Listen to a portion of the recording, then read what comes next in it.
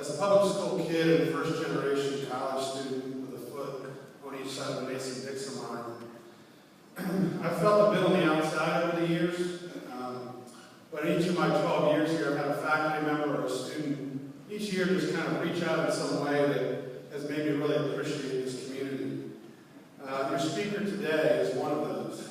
A few weeks after December 12, 2012, it seemed like a joke at first, turned into something that would snap me out of the funk. Each time we passed in the hallway or I saw him in the distance, he would smile and say, "Your day just got better." That simply by running into him in the hallway, my day just got better. It made me smile, and my day did get better. He was right. Today's message will challenge you. It will also give you hope and a heightened appreciation for community.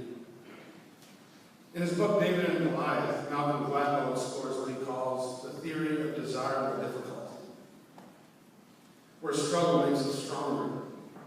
If you take away a mother or a father, he writes, you call suffering and despair. But 1 time in 10, out of that despair rises an indomitable force.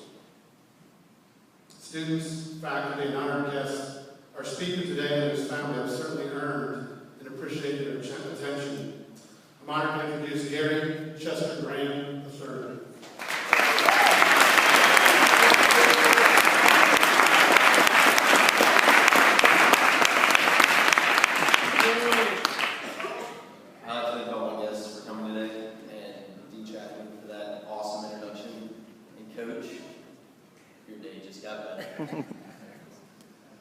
A little over a year ago, if someone had asked me what I could contribute to the daily lives of others, I honestly don't think I could have given you an answer.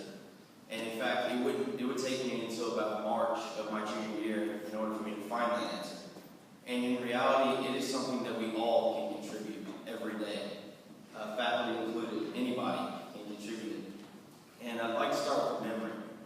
And it's not an easy memory to think about. It really isn't. It's a memory filled with pain, anger, and sorrow, but it's one that follows me for the rest of my life and one that's become a part of my life.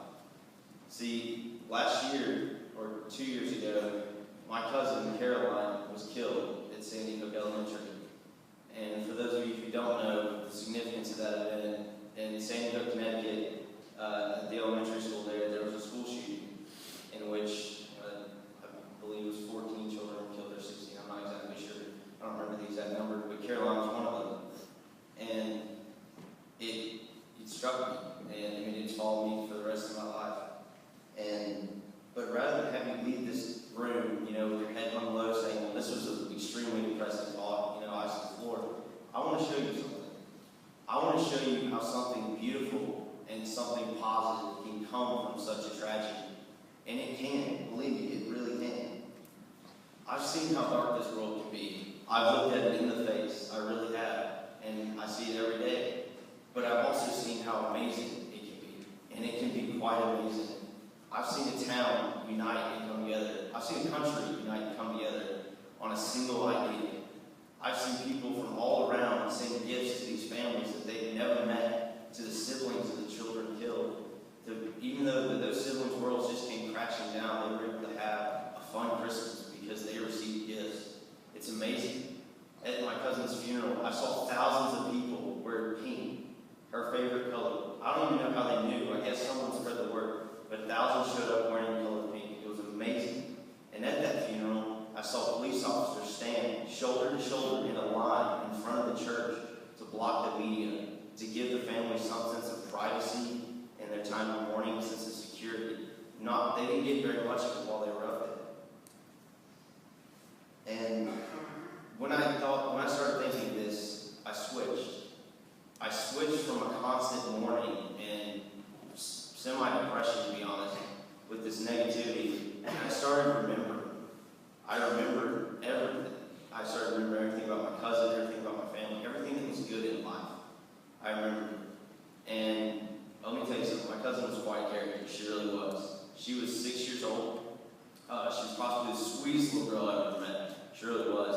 And she had the greatest smile. It was a smile that could make you laugh no matter what you were doing, and crack a smile. You could even make Mr. Lyons crack a smile. But then I remember her singing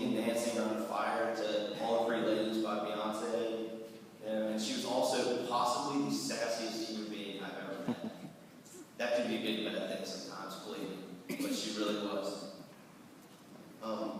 And what Caroline is the embodiment of what we all can contribute, to be quite honest. In fact, all children are. Their little bodies of joy, happiness, positivity, love, everything. And we have those qualities as children, but as we age, reality tends to strip those qualities away. They really do. And then we let our light go out. And I say that because Caroline was a light in our lives. She was a light in this dark world. But there is hope. We have a chance to gain those qualities back. We really do. Every day when I walk out the door in the morning, my mom would tell me the same thing every day. And it wasn't until this year, really, that I understood what it really meant. She would tell me to go and be a blessing to somebody, to be a blessing in somebody's lives. And I never did that before. I didn't understand what that meant, and I just kind of shrugged it off. But this year, I really tried to focus on it. And every day as I walk out the door, it's my goal to be a blessing in somebody's life. Whether it's to hold the door open for them, to help them do something, to make them crack a smile, anything at all. And I know that I have done something to help them. And I know that I've kept my light burning for someone else in a dark world. And we all have an opportunity to do this. Here at McCallie, we do an amazing job as groups of going out and serving the community. Habitat for Humanity, Missionary Community, all of it. We really have made McCallie into a beacon of light that others can look for, like a city on a hill. But imagine if we took those qualities into our individual lives. If we could go out and help each other day in and day out and be a light for others. Even if you haven't overcome your own negativity or pain or whatever it is, that doesn't mean that you can't help others overcome their own. My family started a foundation in Caroline's honor called the Caroline Grogan Foundation. My aunt and uncle started it, really. And it's their way of keeping her light burning. It provides kids an opportunity to go to afternoon activities otherwise they wouldn't be able to go to. Much like Bethel Bible Village, really. And that's just their own way, my family's way of keeping that light burning. When I was sitting down to write this talk for the first time, I knew it wasn't going to be very long. There's not much I have to say about this, and it's pretty clear and almost explains itself in a lot of ways. But when I sat down and powered through it, I did exactly that. I powered through it. It was easy. But in that easiness, I found that I wrote too much about the negativity of the situation because it was just plain easier to write about. It really was.